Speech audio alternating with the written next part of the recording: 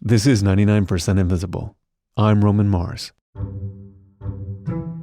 The state of Utah has about 3 million people, and a third of them live in one valley, surrounded on 3 sides by 7,000-foot mountains and to the northwest by a great salty lake. The valley is home to the state capital, Salt Lake City, and a bunch of other small cities and towns that over time have grown together into one big mass. One of the towns amid the sprawl is Midvale. Okay, we are in Midvale, Utah.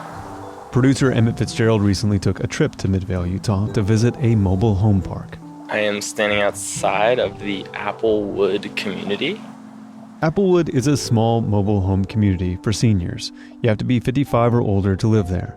It's about 7 acres with 56 lots, and it looks a lot like the rest of suburban Midvale, except the houses are smaller and closer together. It has its own little road with its own speed limit, 10 miles per hour. It's a very quiet community. Except for that weed whacker. And the houses are, just a few feet apart. But they all look nice, they're in really good shape. Little gardens out front of each one, some daffodils. Let's see, should I use this side entrance or the front entrance? Hello! Hi there, come on in. Thank you. You found me. This is Charlene Stoven. She convinced me I needed to come visit Applewood after one phone call. There's something in my voice on the phone that attracts people. I can get on that phone, and I'm not bragging, but I can get anything I want. And I don't know how to do it. Charlene's home is immaculate. She has spotless white carpeting from wall to wall and all this modern furniture that's been carefully color coordinated. And it's really spacious inside. She says that when people first walk in, they seem surprised that a mobile home could be so nice. They'll say, "This is a home." And I'm going, yeah. It's a manufactured home, and it is built stronger and better than 90% of these little tract homes that you find. But it's hard for people to get past this tunnel vision of trailers and trailer trash. Mobile homes don't get a lot of love in our culture, but they represent a lot of the affordable housing in the United States. Throughout the 90s, mobile homes made up about 2/3 of new affordable housing. Charlene bought her mobile home, or manufactured home, in 1994. She was divorced, her kids were grown up and out of the house. She wanted to buy her own place, but she couldn't afford a tract home in the suburbs. When I bought, I was just excited to think, I can actually now have a beautiful home that I can afford. Those tract homes I couldn't afford. I had to borrow money, and the loan on the borrowing of the money plus the pad fee was less than what I was paying to rent an apartment. But when you buy a manufactured home, the structure itself is only half of the equation. Then you need to find a place to put it. And Charlene found what seemed like the perfect spot, a small, quiet mobile home park with an empty lot. When I moved here February of 1994. I thought I'd died and gone to heaven. I have a little bit of a backyard, and I plant a little bit of a garden. My little tomato and my cucumber. I want just a little bit of ground. And this is just enough. It's perfect. But it wasn't actually perfect. The same dynamic that made this housing situation great for Charlene also made her vulnerable, because the mobile home was hers, but the land underneath it wasn't. Part of the paradox at the heart of manufactured housing is that it's precisely the thing that makes it so affordable that also makes this a highly insecure form of housing. This is Esther Sullivan, a sociologist at the University of Colorado, Denver, who studies the relationship between poverty and housing. She says that about 1/3 of mobile homeowners live in parks like Applewood, where they rent a plot of land for their home. She calls this arrangement halfway homeownership because it's filled with all this uncertainty. Residents in parks basically live at the whim of the property owner, where the property owner has the majority of rights in that community. So they are subject to oftentimes poor and shoddy maintenance, ever-increasing rents, and eventually they can be subject to park closure and redevelopment with very little notice. One day in 2011, Charlene came home and found a letter. We all received this letter. Your rent is now going up $89 per month, and in 6 months, it's going to go up another $89 per month. For decades, the owner of Applewood had taken good care of the park and kept rents low and affordable, but there were new owners now. And we all went ballistic. Who can afford 89? And then another 89 where seniors were on limited income. Are you kidding? They managed to negotiate the increases down to $70 each. But still, in a 6-month period, the rent for each lot went from $320 to $460. And rumors started swirling that the increases might just be the first step in a plan to force them out. And so Shirlene started digging into what was going on. And pretty soon, she discovered that the new landlords had submitted a plan to the city to build a 3-story apartment complex right on top of Applewood. Then we understood why they were trying to financially evict us. But Shirlene wasn't just going to up and leave. She'd have to figure something out. Owning your own home has long been seen as a cornerstone of middle-class stability in this country. Home ownership helps you build wealth, and as long as you're able to pay your mortgage, you don't have to worry about getting evicted. That security is kind of why we buy houses. But that security just isn't there for many mobile homeowners, including Shirlene Stovin and the rest of the community at Applewood. We're going to get back to their story in a second, but to understand how mobile homeowners ended up in the precarious position of owning a home without land, we have to go back to the early 20th century and the dawn of the automobile age. People had cars for the first time and could go out and explore America by attaching little trailers to the backs of their Model Ts or whatever cars they had. This is Andrew Hurley, a history professor at the University of Missouri, St. Louis. He says that the first trailer owners were wealthy vacationers, known as tin can tourists. Trailing along in a trailer, happy as can be. No rent to pay the landlord, no siree. But then came the Great Depression, when migrant workers started living in trailers full-time as they traveled the country looking for work. And so there were thousands of itinerant individuals and families in search of work that didn't really know when they or if they would be coming back to where they had originated. And so trailer was something that they could attach to the back of their car and just take their home along with them. And they started to site these homes together in basically what became the first mobile home parks. These parks were really seen as a major drain on local resources. Writings of the time refer to these as trailer slums. This was the beginning of a kind of classist trailer stigma that is still very much around today. But the event that really solidified the trailer as a viable form of American housing was World War II. American industry has met the challenge of war. American factories have achieved the impossible. American mass production is delivering the goods.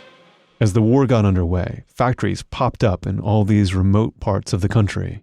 But because they had been undeveloped, there was no housing and there was no capacity to build new housing because construction materials were prioritized for war production. So the government bought thousands of trailers to house the wartime workforce. But this was always supposed to be a temporary solution. When the war ended, the expectation was that people would give up their trailers and move back into conventional homes.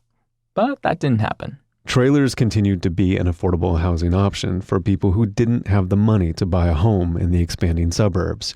And a lot of these mobile homeowners rented pads in one of the many mobile home parks that were popping up all over the country. Esther Sullivan says these parks continued to spread throughout the 60s, 70s, and 80s as the government was investing less and less in public housing.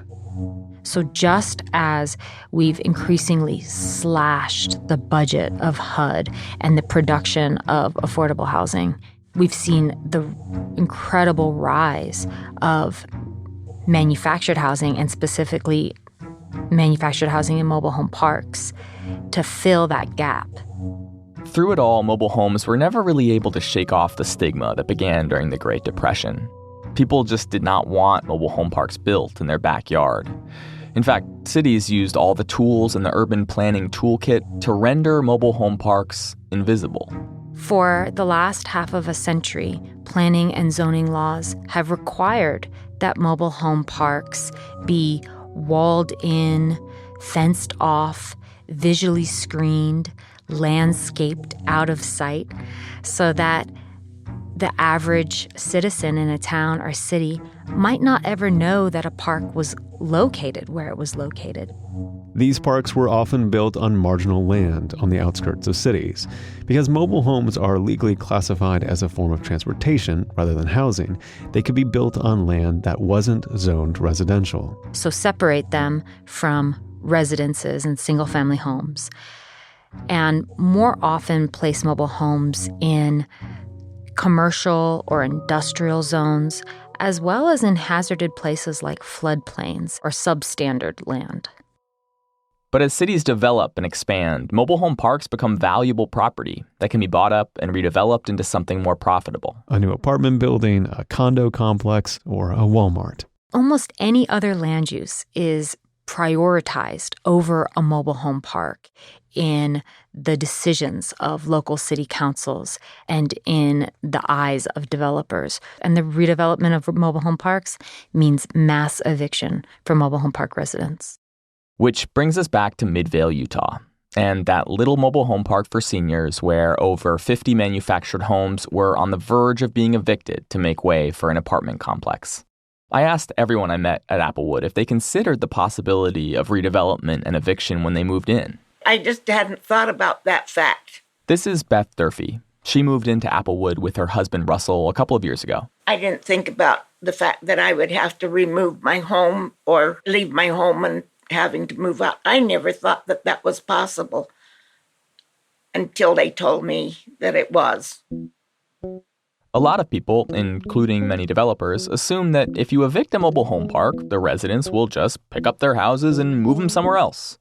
But the truth is, mobile homes aren't really mobile anymore.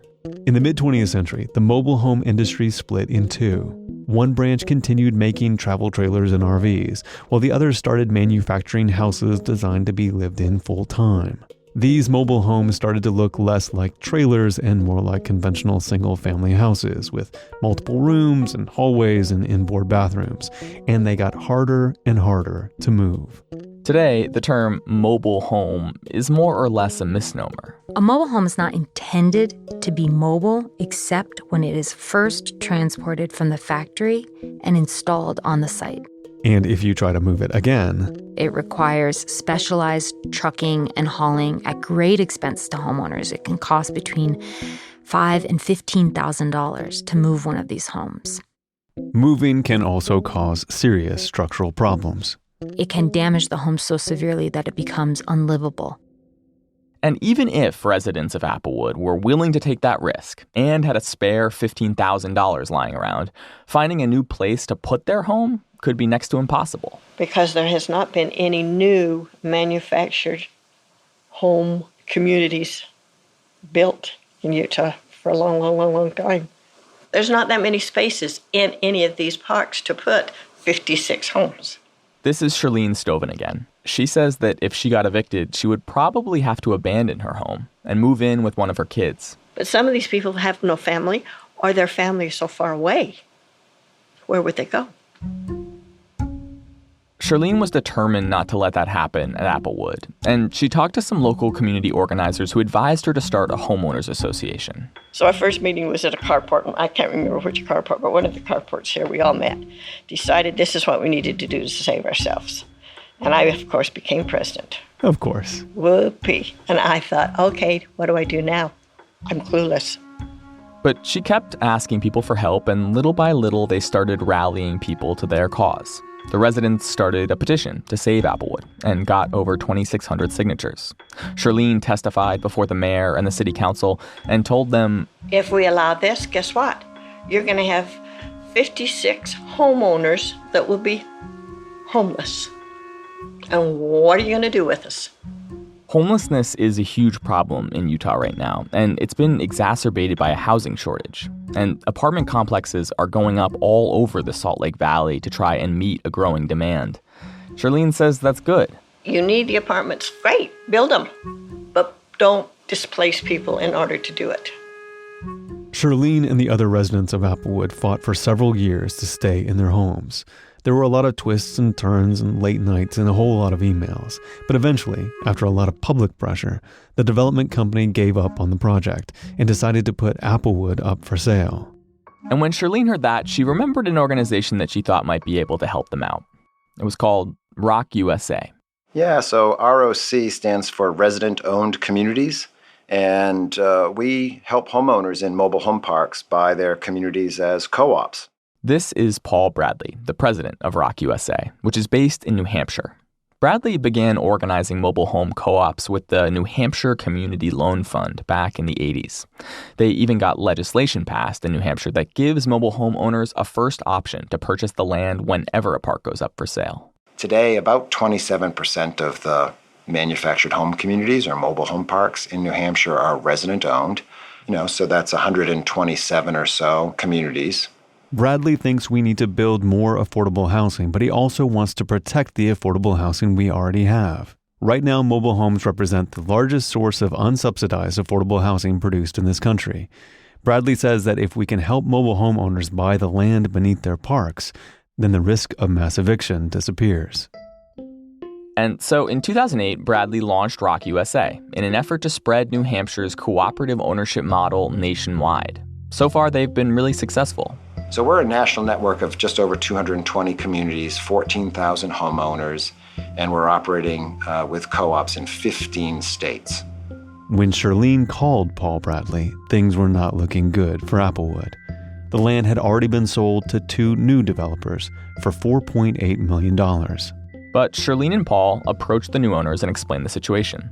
They talked about how difficult it would be to move their homes and asked if the new owners would be willing to sell the park to the residents. And they said, we didn't realize you wanted to purchase the property, but if you want to and you can do it within the next couple of months, we'll sell it to you. Otherwise, if we're gonna own it, eventually we're gonna close it down. Buying a mobile home park worth at least $4.8 million seemed like a very tall order for the residents of Applewood. Individually, no one in the park could even come close to getting a mortgage for that kind of money. But together, as a co-op, the financial picture was different. ROC USA was willing to give the residents a very low-interest loan for $3.6 million.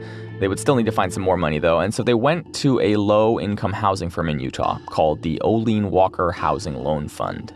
So there I am again, pleading my case. And Gloria, who is the director, said, I've thought about this the last 3 months, and I've decided we need to help these people. We need to give them the money they need. So between it all, we finally come up with the $5 million that we needed. And on February 9th, we signed, and we own the land. After 4.5 years of fighting for their little piece of ground, the land officially belongs to the Applewood Homeowners Cooperative. To pay off their collective mortgage, the residents agreed to pay $60 more a month than they had previously been paying in rent. It's going to be a challenge for some of them, but the monthly cost should be stable from here on out, and they'll no longer need to worry about eviction. We could breathe again. Not have to worry about losing our home and everything we had in it. Now we can own our home and feel at ease. This is Russell Durfee, who lives in Applewood with his wife Beth, who you heard from earlier. He says that at their age, they're just happy to have a secure place to live. We're getting so old and feeble that we don't know how much longer we're going to live, so when we go grocery shopping, we daren't even buy a green banana. Afraid it won't ripen fast. Okay, that's enough jokes. You can never get enough jokes. Get out of here. Shirlene is also relieved, but the stress hasn't gone away completely. They own the place now. They've got a co-op to run and bills to pay. Before, it was fighting to gain the land. Now it's a whole different set of pressures of just getting this running smoothly. And the co-op is a different ball game because now we're in charge. It's up to us to make it work. Otherwise, we're in deep, deep doo-doo. But they aren't on their own. ROC USA is helping them structure the co-op and deal with the finances. And of course, a cooperative Applewood means cooperative living. There are lots of meetings and elections, committees, more committees. There's the Community Rules Enforcement Committee. There's the Finance Committee. There is the Orientation Committee. There's the Maintenance Committee. There's the Social Committee. These are all committees we're trying to get organized. Russell Durfee says he's not well enough to participate as much as he would like, but he went to the first general meeting of the co-op and he was really impressed. They asked for volunteers to be president, vice president, and so forth. And in every position, they had volunteers. Didn't have to coax people to serve as leaders. They just automatically volunteered to do it. Russell says they have lots of different skills and decades of experience here in Applewood, and they're trying to take advantage of everyone's talents. The head of the maintenance committee, for example, is a retired engineer. Our secretary is kind of automatic. She was a secretary for a police department. I asked her how she could possibly listen that fast and get all the notes down and so forth. So, well, I did it for many years. The co-op is going to be a lot of work, but at least for now, people are glad to be a part of it and to finally own the land under their homes together.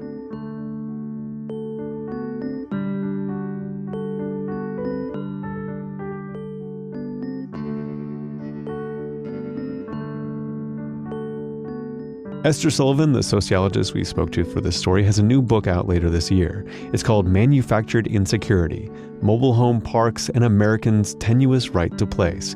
She actually lived in several mobile home parks that were undergoing eviction and studied the impacts.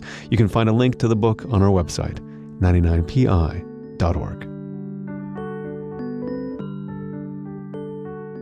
The ever-evolving design of mobile homes and the concept of mobile home skyscrapers. Right after this.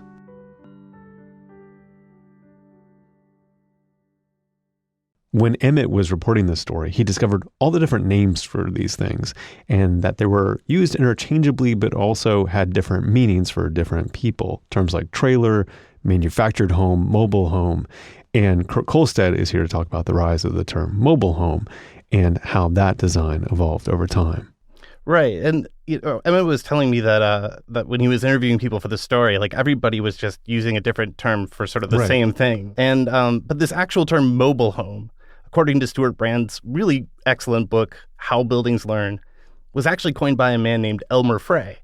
And I haven't been able to verify that independently, but Frey did play a big role in popularizing it, if nothing else. Mm-hmm. And he's this really interesting character. In the 40s, he started a mobile home manufacturing business in Wisconsin.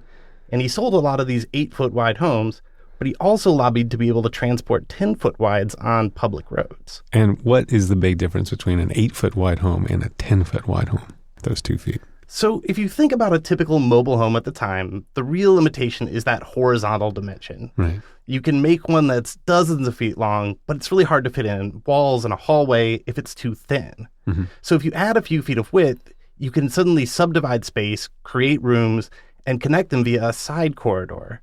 So now you can walk past these fully enclosed individual spaces rather than always stepping through one room to get to another. And that means you've got privacy and you can fit a family more comfortably. Some builders would also make ones that would expand on site to become wider. And then, of course, you've got your double wides and your triple wides designed to be joined together on site. And as you make these leaps, it sounds like mobile homes are becoming less and less mobile, actually. Exactly. As 10 wides and then 12 wides gained popularity, they were increasingly created to just be shipped out, set down, and lived in.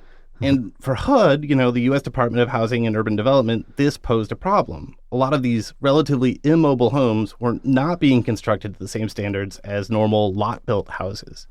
So in the mid-1970s, Congress passed the Mobile Home Construction and Safety Standards Act, which basically was to make sure that new manufactured homes would be more energy efficient and disaster resistant. And so what did those regulations do to the industry and the mobile home housing stock? Well, the new HUD codes set standards for things like safety and durability, but also heating, plumbing, ventilation, air conditioning, electrical systems, all those things you normally associate with regional building codes, but that didn't always apply to mobile homes. And from a federal standpoint, this is where that manufactured homes distinction comes in. Predictably, of course, some people in the business of producing prefab homes weren't exactly pleased with the added layer of regulations. You don't say. But, the new rules did lead to better design and sturdier construction. So you mentioned Stuart Brand's book, How Buildings Learn, which is all about the ways that buildings evolve and adapt over time. But it seems to me that, whatever you call these types of homes, they're basically kind of pre-designed, self-contained, and they're not really designed to change over time. Yeah, in a way that's true. They don't have to change over time. The factory builds it, ships it out, sets it down, plugs it in, and it's good to go. Right. But Brand points out that these initial modules are actually rich with potential too. As he puts it, a smaller unit can become the, quote, seed around which a larger home grows. So for instance, an owner might build out a shed roof to create a porch, and then eventually enclose that on all sides to create interior space.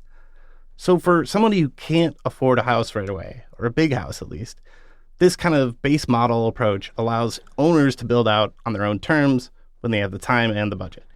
Of course, this is also tied up in that increasing immobility of manufactured housing too, right? Once you start expanding this thing. They're there to stay. Yeah. And so what about Frey, the original mobile home popularizer, is a builder and seller of these kinds of structures? What was his reaction to the, shift from mobile homes to these immobile manufactured houses? So he ended up exploring some pretty extreme ideas in the 1960s and 70s. While HUD's over here developing standards, Frey is actually proposing skyscrapers for mobile homes. And one of his early plans was to erect these 2 spiraling towers in Milwaukee, each with hundreds of parking spaces for portable dwellings. And those towers would also have restaurants and shops and community spaces above and below the parking/living areas. So maybe you stay for a few years, pull up the parking brake, and roll your home to the next mobile skyscraper park in another city where you get a new job. And in each place, you'd be living in a walkable downtown. And that's reminiscent of Ready Player One, where the main character lives in the stacks, which are these stacks and stacks of mobile houses, which don't really look all that nice, exactly. No, I mean, they're really kind of not very appealing. And frankly, the prototypes that Frey made, they were just a couple stories tall, and they basically looked like that. And they weren't that appealing, and they didn't work that well. But his larger vision of these really tall towers was actually pretty interesting if you think about it. If it had worked out, his so-called skyscraper terrace could have brought mobile housing right into the heart of cities and combined mobility with urban density in a really unprecedented way. Well, you can see pictures of Frey's proposed skyscraper terrace and other vertical mobile housing designs on our website. It's 99pi.org.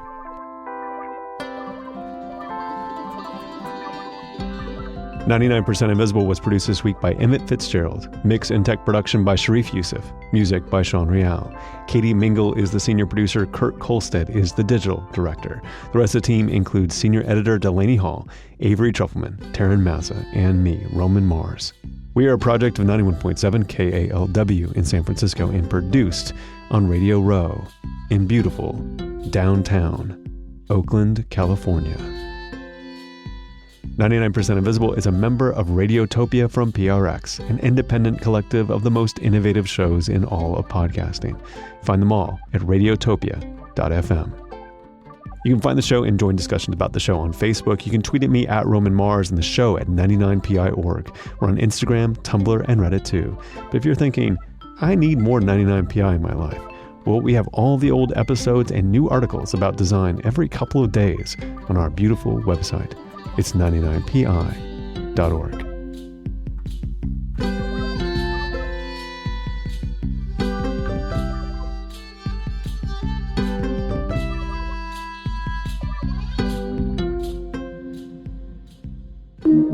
Radiotopia.